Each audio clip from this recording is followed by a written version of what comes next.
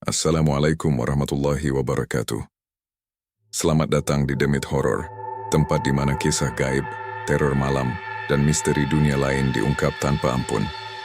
Di sini kamu akan mendengar cerita-cerita yang tak hanya bikin merinding, tapi juga bisa menghantui tidurmu. Suara bergema pelan, efek suara langkah kaki atau pintu berderit. Matikan lampu, pasang headsetmu, dan bersiaplah, karena kamu sedang memasuki dunia Demit Horror. Nada berubah sedikit lebih santai tapi tetap misterius. Jangan lupa untuk like, komen, dan subscribe agar kamu nggak ketinggalan kisah-kisah horor terbaru dari kami. Dan ingat, di balik setiap cerita selalu ada sesuatu yang mengintai. Malam itu hujan turun deras di sebuah desa kecil di Jawa Tengah. Angin berdesir di antara genting bocor rumah reyot milik Mas Ferry. Pria berumur 35 tahun yang hidup serba kekurangan. Rumahnya berdinding anyaman bambu, lampunya redup, dan suara tetesan air dari atap bocor menemani anak-anaknya yang sedang tidur beralas tikar lusuh. Istrinya, Mbak Wati, duduk di pojok dapur meniup api kecil untuk menanak nasi. Namun nasi yang dimasak hanya segenggam beras terakhir. Aroma asap kayu bakar menyebar di antara dinginnya malam. "Mas, berasnya tinggal segini," ucap Mbak Wati lirih, matanya sayu.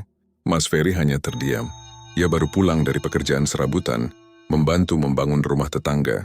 Upahnya hanya cukup untuk membeli sedikit minyak goreng dan 2 butir telur. "Tak apa-apa, Ti. Nanti aku cari kerja lagi besok," jawabnya pelan, mencoba tersenyum. Tapi dalam hatinya ia hancur. Setiap hari hidupnya seperti itu. Dihina, diremehkan, dan dianggap tidak berguna.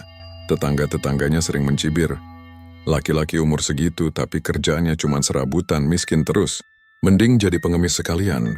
Kadang teman lamanya yang sudah sukses sengaja lewat depan rumahnya dengan motor baru sambil tertawa keras. Anak-anak kecil pun ikut mengejek anak Mas Ferry karena memakai baju compang-camping. Malam-malam panjang dilalui dengan rasa malu dan marah yang tertahan. Ia menatap wajah kedua anaknya yang sedang tidur pulas. Dengan pipi kurus dan perut kempis, air matanya jatuh tanpa ia sadari. "Ya Allah, sampai kapan aku begini?" bisiknya lirih. Dalam hatinya mulai tumbuh rasa iri dan putus asa. Hari berganti, pagi datang tanpa harapan. Ia keluar rumah mencari kerja lagi, tapi hasilnya nihil. Tukang bangunan tak butuh tenaga, kebun sudah ada yang mengurus. Bahkan pasar pun sepi. Sore itu, ia duduk di bawah pohon beringin di pinggir jalan. Pandangannya kosong. Ia berpikir mungkin hidupnya memang sial. Kalau kaya harus nunggu rezeki, mungkin rezekiku nggak akan pernah datang, gumamnya. Malam harinya saat semua sudah tidur, Mas Ferry keluar rumah. Langit mendung, udara terasa berat. Ia menatap ke arah hutan kecil di ujung desa. Hening namun terasa ada sesuatu yang memperhatikannya. Di bawah cahaya redup bulan separuh, ia berbisik dengan suara parau. "Kalau memang ada cara lain biar aku bisa kaya, aku rela apapun." Sesaat angin bertiup lebih kencang. Suara seperti hembusan napas terdengar dari balik pepohonan. Ia menoleh tapi tidak ada siapa-siapa. Tubuhnya merinding, bulu kuduknya berdiri. Ia cepat-cepat masuk rumah dan mencoba tidur. Namun malam itu tidur Mas Ferry tidak tenang. Ia bermimpi aneh. Dalam mimpinya ia berjalan di tengah kabut tebal, dan di kejauhan tampak siluet seorang lelaki tua. Wajahnya tidak jelas, tertutup asap putih. Lelaki itu berdiri sambil memegang tongkat dan berkata dengan suara berat, "Ferry, hidupmu tidak akan berubah di sini. Pergilah ke Jakarta. Di sanalah nasibmu menunggu."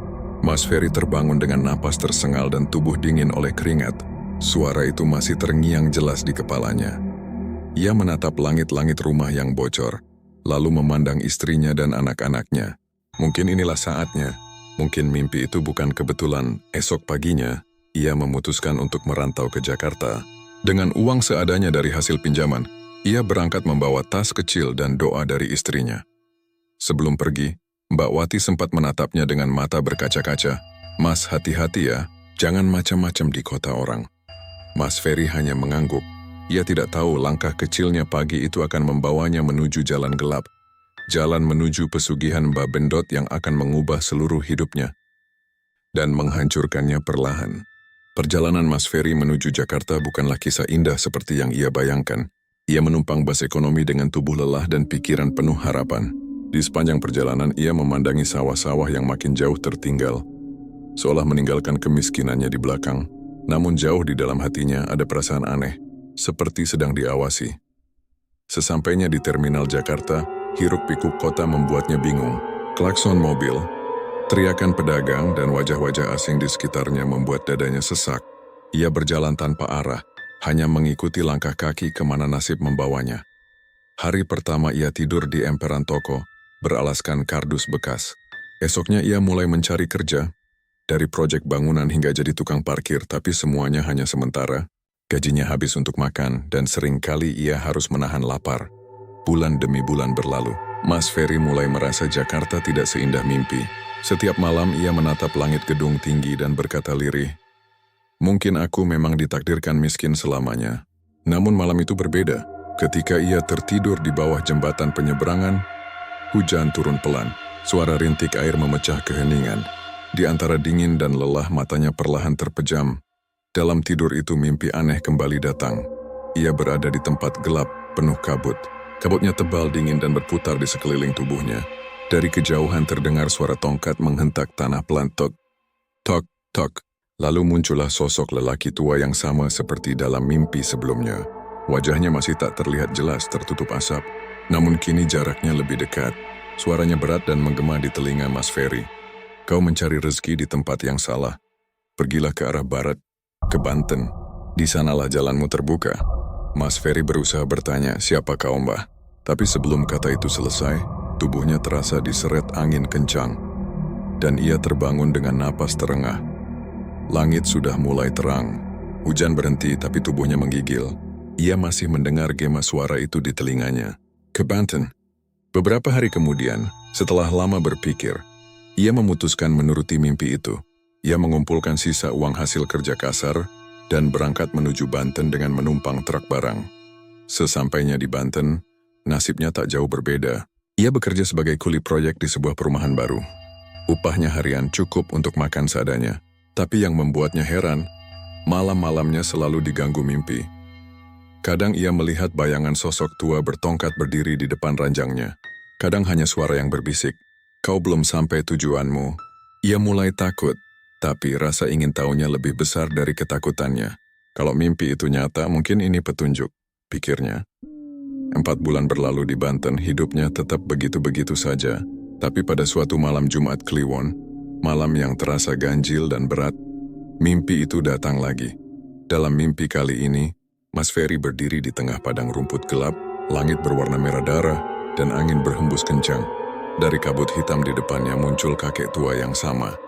Tapi kini wajahnya sedikit terlihat. Separuh wajahnya seperti meleleh, kulitnya hitam mengelupas dan matanya merah menyala seperti bara api. "Ferry," suaranya bergema berat, "kau belum menemukan rezekimu. Pergilah ke timur, ke sebuah desa di Jawa Timur. Di sana seseorang menunggumu." "Dia tahu namaku." Mas Ferry tertegun, berusaha menahan rasa takutnya. "Siapa namamu, Mbah?" tanyanya dengan suara gemetar. Kakek itu mendekat perlahan, tongkatnya menghentak tanah hingga bumi bergetar, lalu berbisik di telinga Mas Ferry. "Namaku Mbah Bendot." Seketika itu juga petir menyambar langit dan kabut menelan seluruh pandangannya. Mas Ferry terbangun dengan tubuh basah oleh keringat dingin. Jantungnya berdegup kencang. Ia tak tahu kenapa, tapi setelah mimpi itu, kepalanya selalu berdengung. Setiap kali mendengar azan, telinganya terasa panas. Bahkan saat makan, ia merasa ada bau amis darah di setiap suapan. Semenjak itu pula, hidupnya mulai dilingkupi hal-hal aneh. Suatu malam saat bekerja lembur di proyek, ia melihat dari kejauhan bayangan seorang kakek tua berdiri di antara kabut semen, menatapnya. Ketika ia menoleh, bayangan itu lenyap. Ia semakin yakin mimpi itu bukan kebetulan. Dan meskipun hatinya takut, rasa penasaran dan keinginan untuk kaya mulai menutupi logikanya. Pagi harinya, ia berkemas. Ia memutuskan untuk berangkat ke Jawa Timur seperti yang diperintahkan dalam mimpinya. Sebelum meninggalkan Banten, ia menatap langit dan bergumam, "Mbah Bendot, kalau memang ini jalan rezekiku, aku siap." Namun ia tidak tahu, di balik niatnya itu ia baru saja membuka pintu menuju kegelapan yang tidak bisa ditutup lagi. Langit pagi di Banten tampak muram ketika Mas Ferry berkemas. Tasnya hanya berisi 2 pasang baju lusuh dan sebotol air mineral. Uang di sakunya tak sampai 100.000, tapi entah kenapa, langkahnya terasa ringan, seolah ada yang menuntun. Perjalanan menuju Jawa Timur bukan perkara mudah. Ia menumpang truk barang, lalu berpindah ke bus tua yang kursinya sobek-sobek. Tubuhnya letih tapi pikirannya terus terngiang nama itu. Mbah Bendot. Nama yang baru sekali ia dengar, namun terasa begitu berat di dadanya. Sepanjang perjalanan banyak kejadian aneh. Di tengah hutan perbatasan, bus yang ia tumpangi berhenti mendadak karena ban pecah. Saat semua penumpang turun, Mas Ferry melihat sosok kakek tua berdiri di pinggir jalan. Bajunya compang-camping, memegang tongkat panjang dan wajahnya gelap tertutup kabut tipis. Kakek itu menatap Mas Ferry tanpa ekspresi, lalu perlahan mengangkat tangannya, menunjuk ke arah timur. "Ke sana." Suaranya serak dan bergema aneh, seolah keluar dari dalam tanah. Ketika Mas Ferry berkedip, sosok itu lenyap begitu saja. Ia mematung, tubuhnya dingin, tapi entah kenapa langkahnya semakin yakin. Malam itu, ia tiba di sebuah desa kecil di pinggiran Jawa Timur. Udara terasa berat dan dingin, kabut tebal menggantung di sepanjang jalan tanah. Rumah-rumah penduduk tampak tua, sebagian besar berdinding kayu lapuk. Tidak ada suara anjing, tidak ada suara jangkrik, hanya keheningan yang mencekam. Mas Ferry berjalan perlahan menatap kanan kiri. Ia mencoba bertanya kepada warga yang kebetulan lewat. Seorang nenek yang membawa rantang. "Nek, maaf, saya mau tanya, apa di sini ada orang yang dipanggil Mbak Bendot?" Nenek itu langsung menatapnya dengan wajah pucat. Rantang di tangannya hampir terjatuh. Ia menggeleng cepat dan berbisik, "Nak, jangan sembarangan nyebut nama itu di sini. Orang-orang sini nggak berani ngomong soal dia. Pulanglah sebelum malam." Mas Ferry bingung. "Kenapa, Nek? Siapa sebenarnya Mbah Bendot?" Tapi nenek itu hanya berbalik cepat dan berjalan tergesa, tidak menjawab lagi. Angin tiba-tiba bertiup kencang. Daun-daun bambu di pinggir jalan bergesekan seperti suara bisikan orang. Di antara desir angin itu, telinga Mas Ferry mendengar samar-samar suara berat yang pernah muncul di mimpinya. "Kau sudah dekat, Ferry." Ia menoleh, tapi tidak ada siapa-siapa. Dadanya berdebar keras. Ia mempercepat langkah, mengikuti jalan tanah sampai melihat sebuah rumah tua berdiri sendirian di ujung desa. Rumah itu besar, tapi tampak menyeramkan. Cat dindingnya mengelupas, dan di depannya berdiri sebuah pohon beringin besar. Di bawahnya, ada dupa yang masih menyala dengan asap mengepul ke udara. Aroma dupa itu sangat kuat, membuat kepala Mas Ferry pusing dan matanya berair.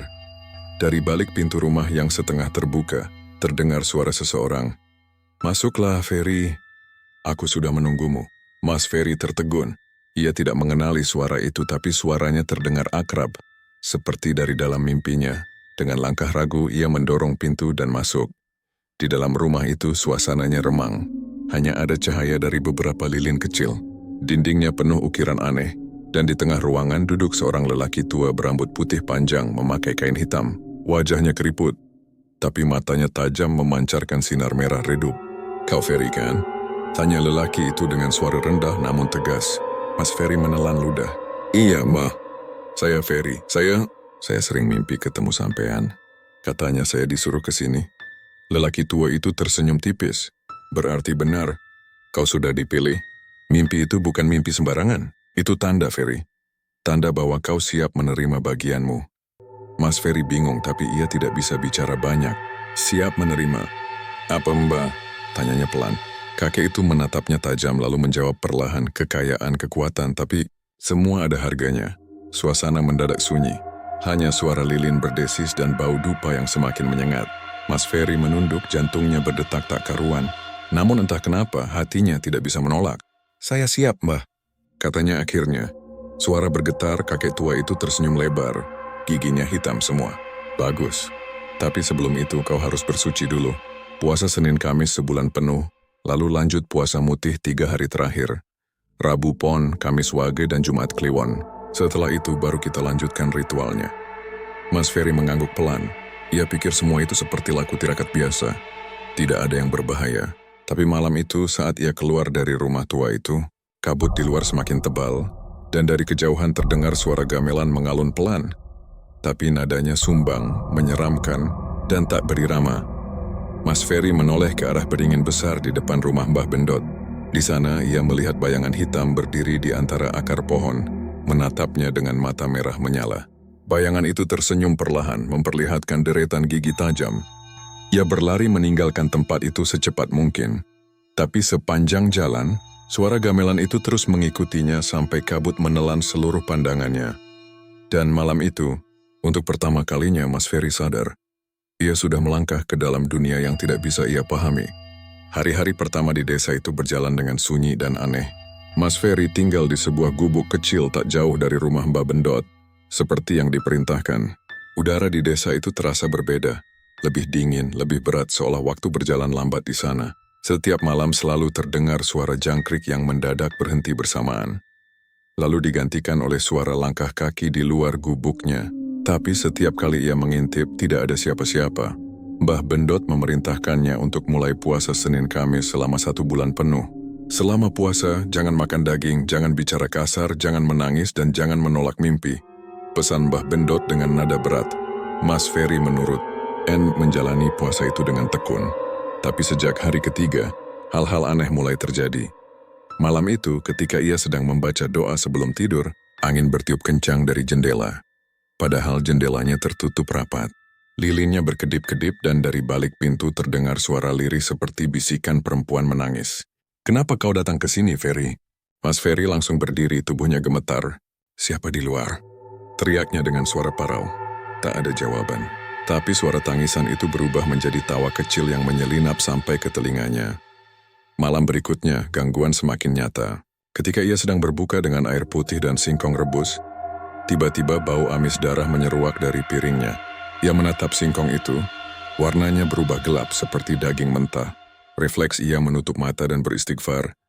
Tapi suara di kepalanya berkata pelan, "Makan saja, itu bagian dari tirakatmu." Ia memaksa diri untuk tidak peduli, tapi malam itu ia tidak tidur. Di luar gubuk, ada suara seseorang berjalan keliling sambil menabuh kentongan pelan. Tok, tok, tok. Tapi ketika ia mengintip, yang ia lihat bukan manusia. Seekor kambing hitam besar dengan mata merah, berdiri di depan gubuknya, memandangi dirinya dari balik jendela. Hari ke-14, Mas Ferry mulai kehilangan nafsu makan. Tubuhnya kurus, wajahnya pucat. Tapi ia terus berpuasa karena rasa takut dan keinginan kuat untuk menyelesaikan semua syarat. Mbak Bendot sesekali datang ke gubuknya, memberi dupa dan air putih dalam botol kecil. "Kalau malam ada yang datang, jangan menolak.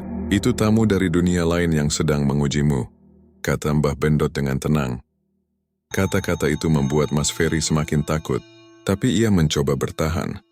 Suatu malam saat sedang duduk di pojok gubuk membaca wirid, tiba-tiba angin berhembus dari lantai bambu, seperti ada yang mengintip dari bawah rumah. Kemudian muncul suara langkah kaki berat masuk ke dalam gubuk, meski pintu terkunci. Mas Ferry merasakan hawa dingin menusuk tulangnya. Ia menoleh pelan, dan di pojok ruangan, ia melihat bayangan hitam tinggi berdiri membelakanginya. Bayangan itu bergerak pelan, lalu membisikkan suara parau yang membuat darahnya membeku. "Aku menunggumu di Jumat Kliwon nanti."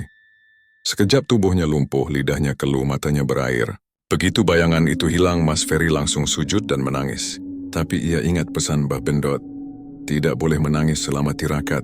Ia menahan tangis itu sampai dadanya terasa sesak, dan malam itu ia pingsan dalam posisi bersujud. Bulan berlalu. Puasa Senin Kamis selesai dan kini tiba waktunya puasa mutih selama 3 hari berturut-turut. Rabu Pon, Kamis Wage, dan Jumat Kliwon. Dalam puasa mutih itu, Mas Ferry hanya boleh makan nasi putih dan minum air putih, tanpa garam, tanpa lauk, tanpa bicara. Di hari pertama, ia merasa ringan, tapi di malam kedua tubuhnya mulai menggigil tanpa sebab. Ia terbangun karena mendengar suara seseorang berbisik di telinganya. "Sebentar lagi, dia akan datang menjemputmu." Saat membuka mata, ia melihat ular hitam besar melingkar di samping tubuhnya. Matanya merah menyala, lidahnya menjulur lambat. Mas Ferry menahan napas, tubuhnya kaku. Tapi ular itu hanya berdiam diri, lalu perlahan meluncur keluar jendela dan menghilang dalam kabut. Ia tidak tahu apakah itu nyata atau halusinasi. Tapi yang jelas sejak kejadian itu ia tidak berani tidur lagi. Akhirnya, tibalah malam Jumat Kliwon. Malam yang disebut Mbah Bendot sebagai pintu terakhir. Mas Ferry mengenakan kain putih, membakar dupa di depan gubuknya, dan duduk bersila seperti yang diperintahkan. Hutan bambu di sekelilingnya sunyi, hanya suara angin dan daun kering. Tapi semakin malam udara berubah berat seperti ada yang datang. Asap dupa menebal dan dari dalam kabut, perlahan muncul bayangan sosok Mbah Bendot. Wajahnya tampak lebih tua, matanya kini merah menyala. Ia tersenyum dan berkata pelan, "Bagus Ferry, kau sudah siap." Mas Ferry hanya menunduk, tubuhnya bergetar. Mulai malam ini kau akan menerima bagianmu. Tapi ingat, apapun yang kau lihat, jangan menolak, jangan bicara, jangan meneteskan air mata. Seketika tanah di bawah kakinya bergetar pelan, dan angin berputar seperti pusaran. Dari dalam tanah muncul bayangan hitam besar, tinggi, kurus tanpa wajah, tapi memiliki mulut besar penuh gigi tajam. Bayangan itu mendekat dan menyentuh dada Mas Ferry. Dalam sekejap tubuhnya kaku, matanya berputar putih dan dari mulutnya keluar suara aneh. Suara bukan manusia. Mbak Bendot berdiri di depan dupa sambil tersenyum puas. Sekarang kau bukan lagi manusia biasa, Ferry. Lalu semua lampu lilin padam. Gelap total. Hanya suara napas berat Mas Ferry yang terdengar, disertai tawa lirih dari sosok Mbah Bendot yang perlahan memudar ke dalam kabut. Malam itu menjadi awal dari perubahan besar dalam hidup Mas Ferry. Namun di balik keberhasilannya menjalani ritual, sebuah bayangan gelap kini tinggal di tubuhnya, menunggu waktu untuk menagih janji. Dan dari kejauhan suara gamelan kembali terdengar, lambat, berat, dan sumbang. Tok, tok, tok. Selamat datang di dunia Mbah Bendot. Setelah malam Jumat Kliwon itu, hidup Mas Ferry berubah. Ia merasa kuat tapi juga aneh. Setiap pagi tubuhnya ringan. Tapi setiap malam dadanya terasa sesak seolah ada sesuatu yang bernafas di dalamnya. Kadang saat bercermin bayangannya tersenyum duluan sebelum ia tersenyum. Namun semua itu ia diamkan. Ia ingat kata Mbah Bendot, semua adalah bagian dari penerimaan berkah. Dan benar saja keesokan harinya dagangannya di pasar tiba-tiba laris manis. Warung sate kambingnya penuh pembeli padahal dulu sepi. Orang-orang bahkan berebut datang. Katanya aroma sate buatan Mas Ferry beda. Lebih gurih, lebih enak. Tapi hanya Mas Ferry yang tahu. Setiap kali ia membakar sate, asapnya berbau amis darah manusia. Beberapa hari kemudian, Mbah Bendot datang lagi ke warungnya. Dengan suara pelan ia berkata, "Sudah saatnya kau menyempurnakan perjanjian itu. Malam nanti, di hutan belakang, bawa seekor kambing hitam dan sedikit darahmu sendiri." Mas Ferry menelan ludah. Ia tahu ini adalah ritual terakhir. Ritual yang akan menentukan seberapa besar kekayaan yang akan ia dapat dan seberapa besar pula nyawanya harus dibayar. Malam pun tiba. Langit tanpa bulan, angin berhembus pelan, membawa bau kemenyan dan tanah basah. Mas Ferry menuntun kambing hitam ke tengah hutan, ke tempat di mana dulu ia pertama kali melihat bayangan tinggi itu. Di sana sudah berdiri Mbak Bendot, membawa kendi besar berisi air hitam pekat dan segenggam bunga 7 rupa. "Duduk, Ferry," perintahnya. Mas Ferry menuruti. Jantungnya berdetak cepat. Mbak Bendot mulai membaca mantra dengan bahasa yang tak ia pahami. Suaranya serak dan bergema di antara pepohonan. "Sing sopo melebu wewayangan iki, aja nganti metu nganti janji kelakon." Angin tiba-tiba berputar kencang. Daun-daun berterbangan, tanah bergetar. Dari arah kanan, suara gemeretak tulang terdengar, disusul dengan bau busuk seperti bangkai lama. Mas Ferry menggigil. Dari balik kabut muncul sosok besar berwajah kabur, tubuhnya seperti asap, tapi di tangannya menggenggam kepala kambing yang masih meneteskan darah. Matanya menyala merah menyilaukan dan dari mulutnya keluar suara seperti banyak orang berbicara bersamaan. "Ferry, kau memanggilku." Tubuh Mas Ferry gemetar hebat, tapi Mbah Bendot berdiri tegak dan berseru keras, "Tuan dari tanah hitam, ini adalah persembahan dan pengabdi barumu." Ia menyerahkan darah dan jiwanya untuk kemakmuran duniawi. Sosok itu mendekat menatap langsung ke wajah Mas Ferry. "Kau siap?" Mas Ferry menunduk. "Aku siap." Tangannya digores dengan pisau kecil. Darahnya menetes ke tanah. Dalam sekejap tanah bergetar dan darah itu terserap seperti disedot ke bawah. Tiba-tiba tanah di bawahnya terbuka seperti mulut besar. Dan dari dalamnya muncul tangan-tangan hitam berlendir yang mencengkeram kaki kambing. Kambing itu menjerit keras, "Mbek!" Lalu tubuhnya ditarik ke bawah tanah lenyap tanpa jejak.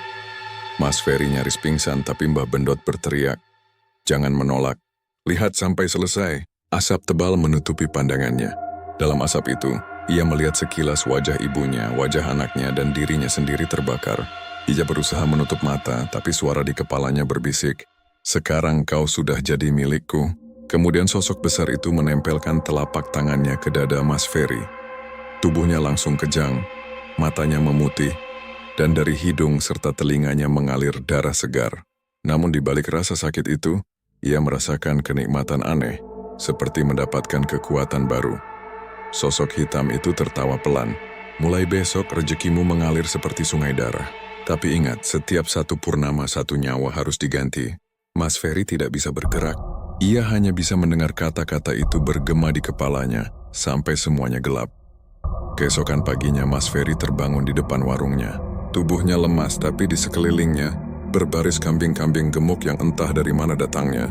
Uang tunai, daging segar, dan alat masak baru tiba-tiba muncul di warungnya.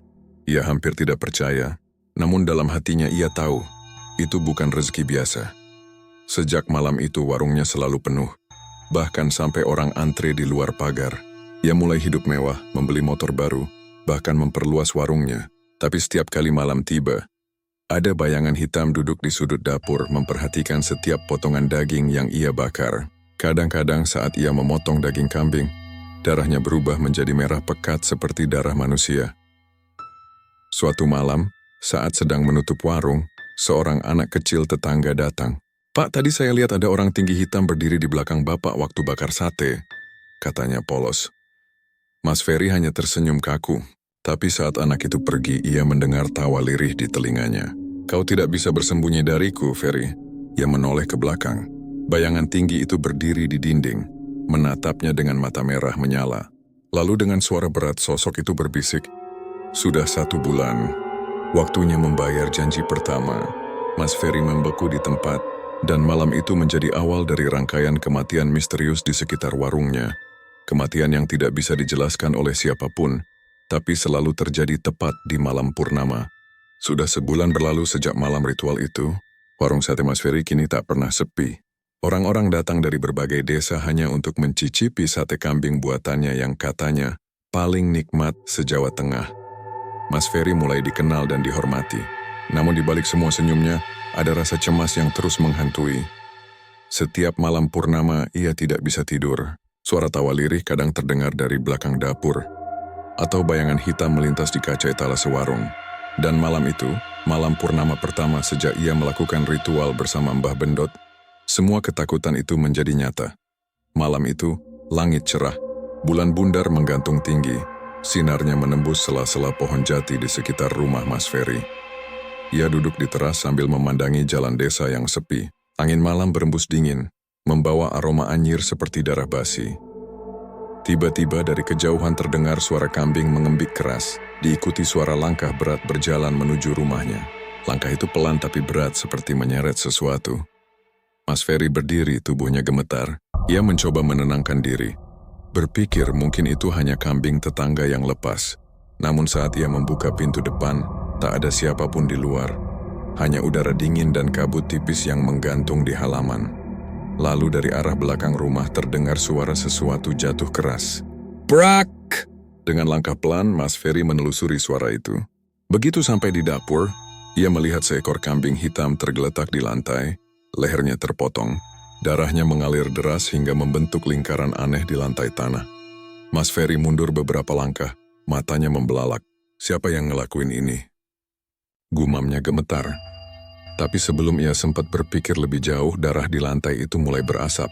Dari dalam asap itu, muncul bayangan besar dengan mata merah menyala. Sosok yang dulu menemuinya di hutan. Waktunya tiba, Ferry. Suara berat itu bergema dari segala arah. Mas Ferry hampir tidak bisa berdiri. Jangan dulu, Tuan. Saya belum siap. Janji harus dibayar. Kau ingin kekayaan, maka 1 nyawa harus jadi tumbal malam ini. Mas Ferry memohon, tolong, jangan keluarga saya. Tapi sosok itu hanya tertawa pelan, lalu menghilang seperti kabut yang tersedot angin. Beberapa detik kemudian, dari arah kamar depan terdengar jeritan panjang. Jeritan perempuan yang ia kenal betul.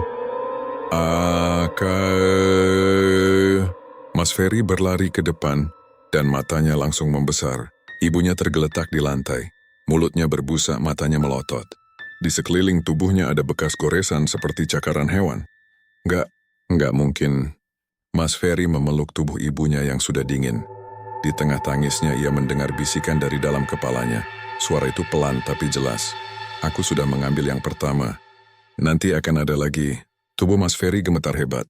Ia berteriak histeris malam itu, tapi anehnya, tetangga tak satu pun yang mendengar. Seolah rumahnya terpisah dari dunia manusia. Keesokan harinya berita kematian ibunya menyebar cepat. Orang-orang datang melayat, tapi banyak yang berbisik-bisik. Padahal kemarin sore masih sehat. Katanya ibunya meninggal mendadak, matanya melotot. Jangan-jangan kena guna-guna. Mas Ferry hanya diam. Dalam hati ia tahu ini bukan karena guna-guna manusia, tapi perjanjian yang ia buat sendiri.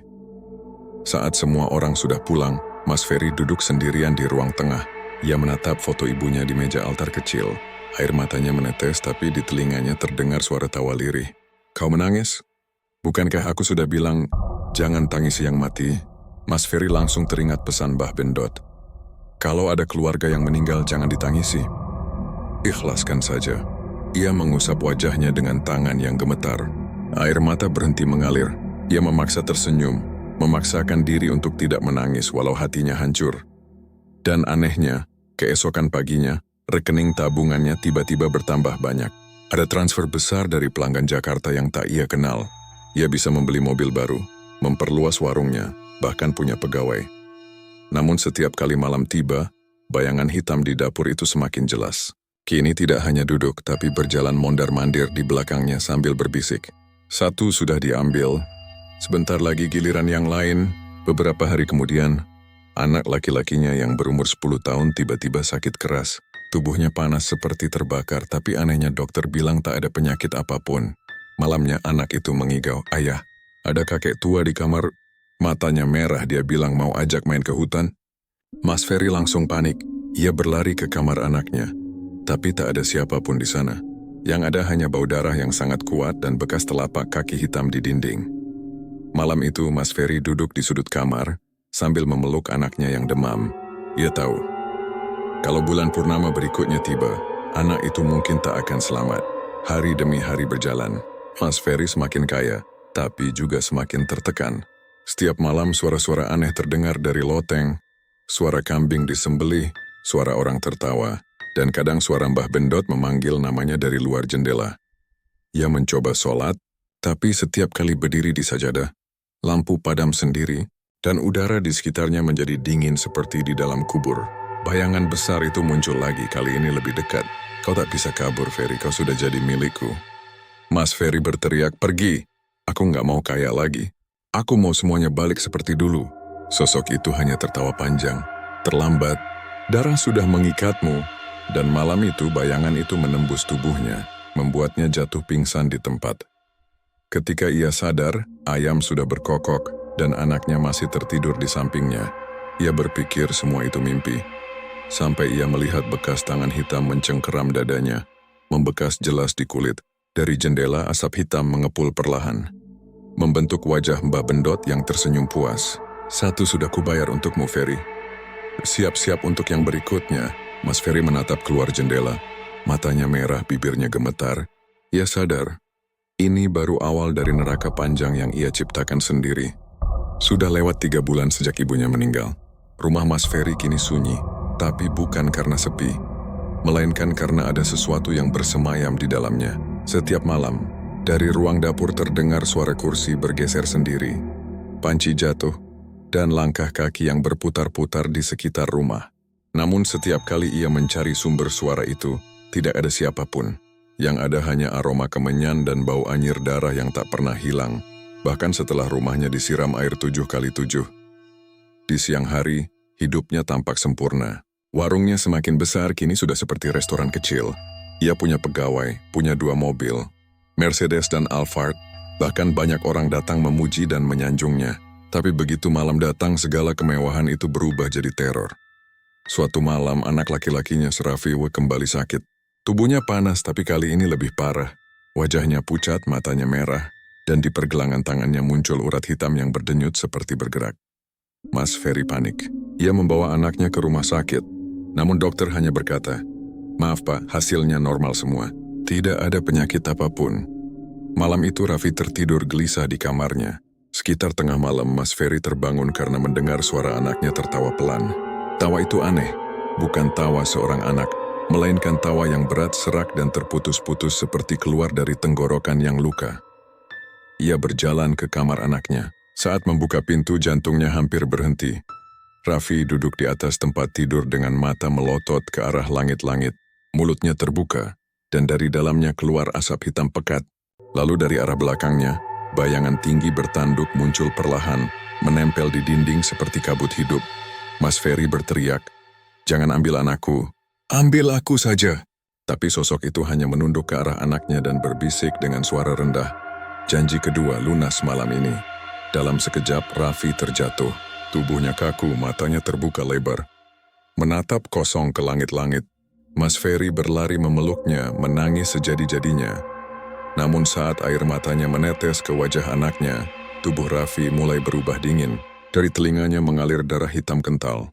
Dan di dinding kamar tulisan merah muncul sendiri, "Jangan menangis, atau yang berikutnya akan kubawa sekarang." Mas Ferry berhenti menangis seketika. Ia menutup mulut dengan kedua tangan menahan suara isak. Tangannya bergetar, matanya basah, tapi ia tahu, kalau ia melanggar perjanjian itu, nyawa berikutnya akan langsung diambil malam itu juga. Keesokan harinya, orang-orang kembali memenuhi rumahnya. Banyak yang tidak percaya anak sekecil itu meninggal mendadak tanpa sebab. Namun anehnya, semua jam di rumah Mas Ferry berhenti tepat di pukul 02.33 dini hari, waktu di mana Raffi terakhir kali tertawa. Dan ketika jenazah anaknya hendak dimakamkan, angin kencang tiba-tiba berhembus, membuat kain kafan terangkat sedikit. Orang-orang terkejut melihat bekas sidik jari hitam menempel di dada Raffi. Namun dukun kampung yang datang hanya berkata lirih, "Ini bukan kerjaan manusia." Sejak hari itu keadaan rumah Mas Ferry semakin tidak wajar. Setiap tengah malam suara anaknya memanggil dari kamar, "Ayah, ayah, main sama aku." Tapi begitu ia datang, kamar itu kosong, dan hanya terdengar tawa lirih dari balik lemari.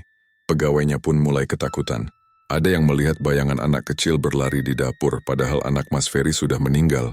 Ada juga yang mendengar suara kambing mengembik di sumur belakang, padahal tidak ada kambing di sana.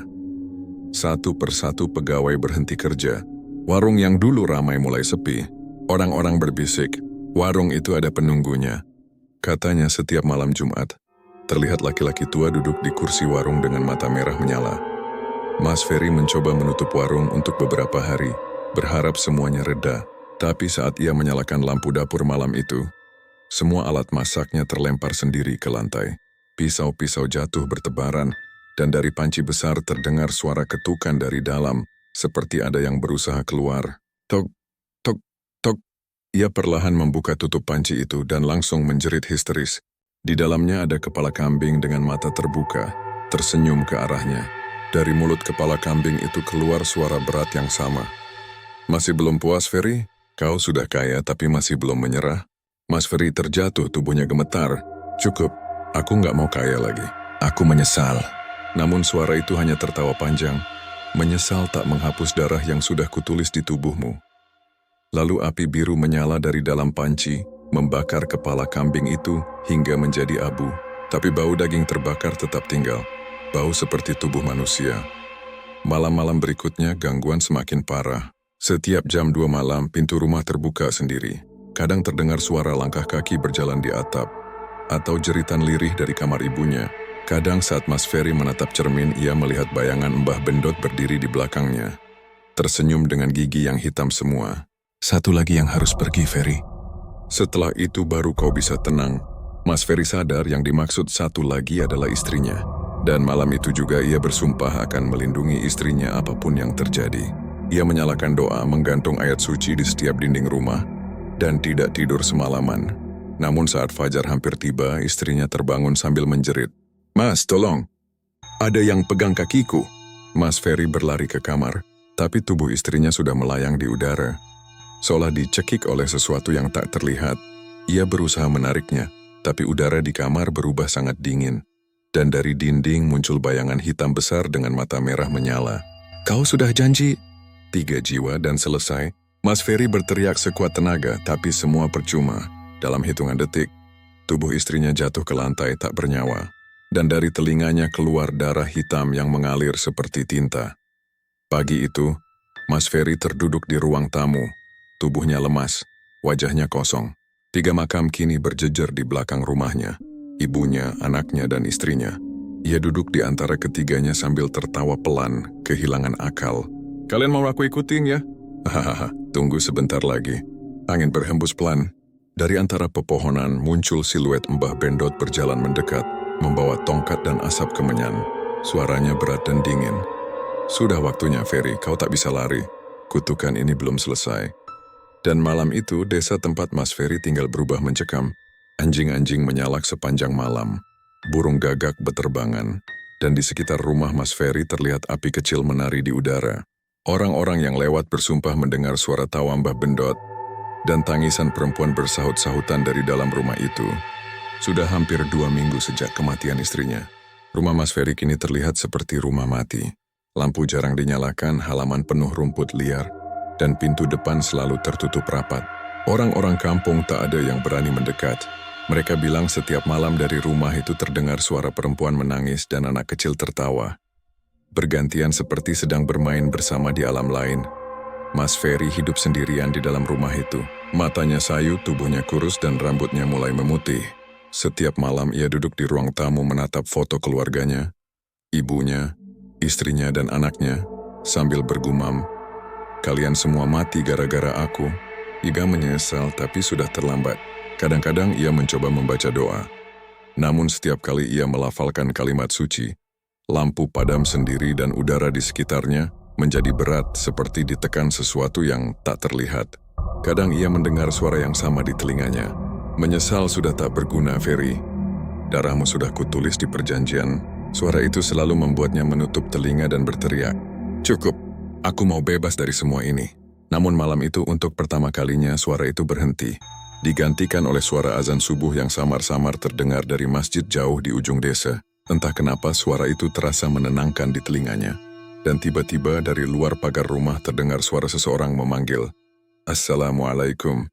"Ferry, ini aku Dimas, kau masih ingat aku kan?" Mas Ferry terpaku. Nama itu seperti menyentuh bagian dalam ingatannya. Dimas, sahabat masa kecilnya. Dulu mereka sering bermain layangan bersama di sawah belakang rumah. Namun setelah dewasa, Dimas merantau dan menjadi ustaz di pesantren kecil di kota sebelah. Mas Ferry membuka pintu. Wajahnya pucat, matanya cekung. Dimas kaget melihat kondisi sahabatnya yang seperti bayangan manusia. "Astagfirullah. Ferry, kamu kenapa? Aku dengar banyak kabar buruk dari sini." Mas Ferry hanya terdiam. Matanya menatap kosong ke arah Dimas, lalu tiba-tiba ia memeluknya erat sambil menangis. "Aku salah, Mas. Semua ini salahku. Mereka mati gara-gara aku." Dimas menepuk pundaknya pelan. "Tenang, Ferry. Ceritakan semuanya dari awal. Apa yang sebenarnya terjadi?" Malam itu mereka duduk berdua di ruang tamu. Lilin kecil menyala di atas meja. Suasana rumah sunyi. Hanya terdengar bunyi jangkrik dan sesekali pintu berderit sendiri. Dengan suara bergetar, Mas Ferry menceritakan segalanya. Mulai dari pertemuannya dengan sosok misterius dalam mimpi, perjalanannya ke Jawa Timur, ritual bersama dukun sakti bernama Mbah Bendot, hingga semua kejadian mengerikan yang menewaskan keluarganya. Dimas mendengarkan dengan wajah serius. Setelah cerita itu selesai, ia menghela napas panjang. "Ferry, Mbah Bendot itu bukan manusia biasa. Dia itu dikenal di kalangan pesantren sebagai dukun hitam dari masa penjajahan. Dulu dia mencari ilmu pesugihan yang melibatkan jin penukar nyawa. Dan siapapun yang menandatangani perjanjiannya akan diberi rezeki besar, tapi ditukar dengan nyawa keluarga sendiri." Mas Ferry menunduk. "Aku pikir itu cuma mimpi. Aku pikir cuma ujian." Dimas menatapnya tajam. "Tidak, Fer, itu nyata. Dan selama perjanjianmu belum diputus, kau masih terikat. Itu sebabnya roh keluargamu tidak tenang. Mereka tidak bisa pergi ke alamnya, karena jiwamu masih tergenggam makhluk itu." Mas Ferry terdiam lama. Tubuhnya mulai gemetar. Dan dari jendela terdengar suara angin berhembus kuat seolah ada yang marah. Lilin di meja padam tiba-tiba. Lalu terdengar suara berat yang familiar dari sudut ruangan. "Ferry, jangan bawa orang itu ke sini." Dimas spontan berdiri. "Bismillahirrahmanirrahim." Ia membaca ayat kursi keras-keras, suaranya tegas dan bergema di ruangan gelap itu. Namun tiba-tiba, seluruh isi rumah bergetar, foto keluarga di dinding jatuh satu persatu. Dan dari bawah lantai terdengar suara ketukan keras dari dalam tanah. Tek, tek, tok. Suara itu disusul jeritan panjang seperti orang dibakar hidup-hidup. Mas Ferry menjerit ketakutan. "Itu suara mereka, Mas. Itu suara keluargaku." Dimas berusaha tetap tenang. Meski wajahnya mulai pucat, ia terus melafalkan doa, tapi semakin keras ia berdoa. Semakin keras pula suara jeritan dari bawah tanah. Akhirnya Dimas berseru, "Ferry, cepat. Ambil tanah kuburan ibumu, anakmu, dan istrimu. Kita harus satukan ketiganya untuk memutus ikatan darah." Mas Ferry berlari ke belakang rumah, menggali dengan tangan kosong meski kukunya berdarah. Ia mengambil segenggam tanah dari tiap makam, lalu membawanya ke ruang tamu. Dimas menaruh tanah itu di tengah-tengah lantai, menaburkan garam dan membaca doa pemutus sihir. Namun belum selesai ia membaca ayat terakhir, lantai tiba-tiba retak lebar. Asap hitam keluar dari dalamnya, membentuk wajah Mbah Bendot. Berani sekali kalian mengganggu perjanjianku. Wajah itu melayang di depan mereka, matanya menyala merah, suaranya menggema seperti ribuan suara bersatu. Mas Ferry terjatuh, tubuhnya gemetar hebat. Ampun, Mbah. Tolong lepaskan aku. Aku nggak mau lagi. Tapi Mbah Bendot hanya tertawa. Kau sudah dapat apa yang kau mau. Sekarang jiwamu giliranku. Tangan hitam keluar dari asap dan mencekik leher Mas Ferry. Dimas langsung melemparkan air doa ke arah asap itu, membuatnya menjerit keras.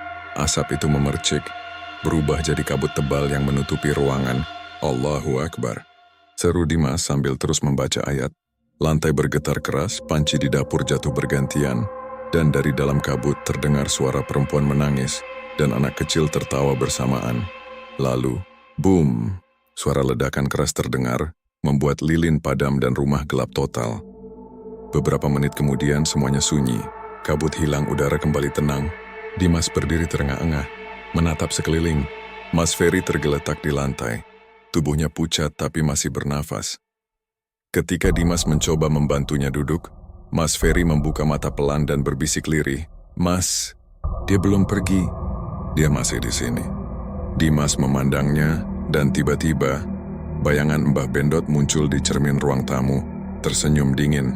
Kau pikir semudah itu memutus darah dan nyawa? Cermin itu pecah sendiri, dan dari dalam pecahannya, asap hitam kembali merembes keluar, mengelilingi tubuh Mas Ferry. Dimas berusaha menariknya, tapi kekuatan itu terlalu besar. Mas Ferry hanya bisa menatap sahabatnya dengan mata memohon. Mas, kalau aku mati, tolong doakan aku. Jangan biarkan dia ambil rohku. Dan malam itu rumah itu kembali dilingkupi kegelapan pekat. Suara azan subuh terdengar dari kejauhan. Tapi di dalam rumah itu, hanya ada bisikan dingin dan tawa yang menggema panjang.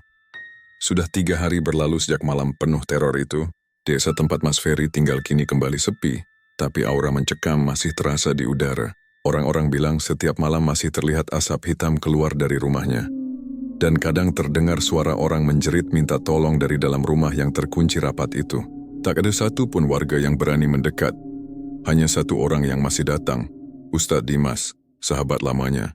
Ia masih merasa bersalah karena belum bisa benar-benar menolong Ferry dari jeratan perjanjian pesugihan itu. Pagi itu Dimas datang lagi sambil membawa air doa dan beberapa lembar ayat ruqyah. Saat membuka pintu, bau busuk menyengat langsung menusuk hidungnya. Rumah itu berantakan. Dindingnya penuh coretan hitam seperti bekas tangan. Dan di lantai ada jejak kaki berlendir menuju kamar belakang. Suasana di dalam rumah benar-benar berat, seperti ada ratusan mata yang menatap dari kegelapan. Dimas menggenggam tasbihnya erat, membaca doa perlahan sambil melangkah ke dalam. Ferry, kamu di mana? Tak ada jawaban. Hanya bunyi tetesan air dari kamar mandi dan angin yang menggesek genteng. Tiba-tiba dari arah kamar terdengar suara laki-laki tertawa kecil, tapi tawa itu bukan tawa manusia normal. Nadanya serak, berat, dan seperti berasal dari tenggorokan makhluk yang sudah lama membusuk. Dimas menegakkan badan. Aku tahu kau di sini, Ferry. Kalau kau masih bisa mendengar, istighfarlah. Aku akan bantu kamu keluar dari ini. Namun sebelum ia sempat melangkah, pintu kamar terbuka pelan. Dari dalam muncul sosok Mas Ferry, tapi bukan seperti manusia. Wajahnya pucat, matanya hitam seluruhnya, dan darah menetes dari bibirnya. Tangannya memegang rosario dari tulang. Dan di lehernya tergantung potongan rambut perempuan, rambut istrinya, Mais Dimas. Suaranya berat, seperti ada 2 suara bersamaan di mulutnya. Dia bilang, kalau aku bisa hidup tenang, asal aku serahkan kamu. Dimas mundur 1 langkah. Astagfirullah, Ferry. Itu bukan kamu yang bicara. Lawan dia. Namun Mas Ferry justru tertawa pelan.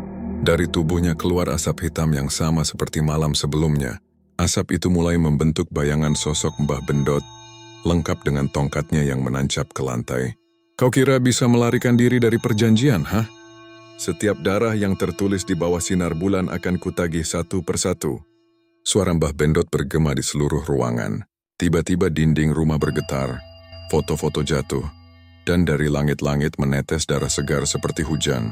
Dimas terus membaca ayat kursi dengan suara lantang, tapi bayangan itu semakin besar, memenuhi seluruh ruangan dengan asap hitam yang berputar-putar. Mas Ferry menjerit keras, memegangi kepalanya. Aku nggak kuat, Mas. Panas, tolong aku. Dimas mencoba meraih tangan Ferry, tapi dari dalam tubuhnya muncul tangan-tangan kecil berwarna hitam yang menarik Ferry ke bawah lantai. Tanah mulai retak dan dari dalam muncul api merah menyala seolah neraka terbuka di bawah rumah itu. Dimas berteriak membaca doa terakhirnya sekuat tenaga. La ilaha illallah Muhammadur Rasulullah. Namun Ferry sudah terhisap separuh tubuhnya ke dalam tanah. Matanya menatap Dimas, air mata bercampur darah mengalir dari sudut matanya. Mas, tolong aku. Jangan biarkan dia bawa aku. Dimas mencoba menariknya, tapi kekuatan dari bawah jauh lebih kuat. Tiba-tiba tangan hitam besar keluar dari dalam tanah, mencengkeram tubuh Ferry dan menariknya dengan paksa ke bawah. Sebelum tubuhnya sepenuhnya lenyap, Ferry menjerit sekeras-kerasnya. Mas, Dimas! Dan dalam sekejap semuanya sunyi, tanah menutup kembali, dan hanya tersisa noda darah di lantai yang mulai mengering. Asap hitam hilang begitu saja, seperti tak pernah ada apa-apa. Dimas terduduk, tubuhnya gemetar, matanya berkaca-kaca. Innalillahi wa inna ilaihi raji'un. Semoga Allah ampuni kamu, Ferry. Ia menatap lantai tempat sahabatnya menghilang. Dari sela-sela retakan, terdengar suara pelan berbisik. Terima kasih. Mas, aku bebas. Dimas menatap langit-langit dengan air mata jatuh di pipinya. Ia tahu itu suara asli Ferry. Bukan lagi suara makhluk yang menguasainya. Namun sebelum ia pergi, ia mendengar satu hal lagi dari belakangnya. Ketukan 3 kali dari lemari. Tok, tok, tok. Dan bisikan halus berkata, tapi aku belum kenyang, Dimas. Dimas langsung berlari keluar dari rumah tak menoleh lagi. Begitu ia melewati pagar, terdengar suara ledakan keras dari dalam rumah itu. Api berkobar tinggi, membakar habis seluruh bangunan dalam hitungan menit. Warga yang datang hanya menemukan abu dan puing. Tak ada jasad, tak ada tulang, tak ada sisa manusia. Namun dari tengah abu itu, mereka menemukan satu benda. Tongkat kayu tua dengan ukiran kepala ular di ujungnya. Tongkat itu kini disimpan di laci kantor polisi desa, tapi anehnya, setiap malam Jumat Kliwon, dari dalam laci terdengar suara batuk berat seorang kakek tua, lalu disusul dengan bisikan lirih. Pesugihan belum berakhir, selalu ada yang haus akan kaya, dan sejak malam itu nama Mbah Bendot kembali dikenal. Beredar pelan di kalangan orang-orang yang putus asa ingin kaya mendadak. Mereka bilang, jika seseorang bermimpi didatangi kakek tua bertongkat di tengah kabut, maka itu tandanya perjanjian baru siap dimulai. Cerita Mas Ferry pun menjadi peringatan kelam bagi siapapun yang berani menggadaikan nyawanya demi harta. Sebab pesugihan Mbah Bendot tidak pernah benar-benar usai. Ia hanya menunggu korban berikutnya.